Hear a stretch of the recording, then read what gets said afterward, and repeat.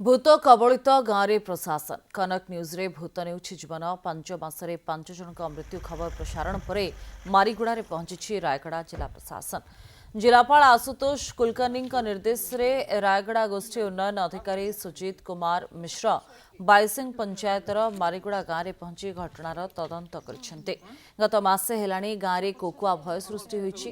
गाँव में भूत प्रेतर प्रभाव देखा मिलुवा ग्रामवासी कहूता बेले आतंकित अवस्था 45 घर परिवार रहुछन्ते। गाँव में चुली जलु नथुवा बेले राति हेले ठेंगा बाड़ी धरी राति जगुछन्ते युवक। तेबे माटीगुड़ा रे वीडियो पहुंचवा पर गाँ लोकों बुझासुझा करने सहित यार किभली स्थायी समाधान हेब से नहीं प्रतिकार कराजिबो बोली प्रतिश्रुति दैछन्ते।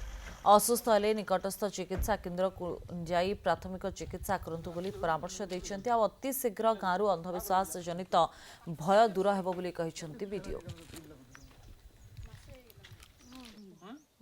मु मारीगुड़ा जाइଥିଲି लोकଙ୍କ सहित इंटराक्ट करने लोक कथबार्ता हेली से जो मैंने मरीचंती से प्राप्तवयस्क अच्छी एवं गोटे छोट छुआटे अच्छी से उपदेश देती जहाँ को जदि देह खराब हम से मेडिकल जावाई उपदेश दिखाई जेहेतु मनीष निश्चय कौन भ्रम रही कहुई किसी प्रतिकार कर निज निज सोसाइटी जहाँ अच्छे प्रतिकार कर 2-4 दिन है कि ना लोक मन स्वाभाविक आसला लोक भल अच्छा बर्तमान आ कि असुविधा ना।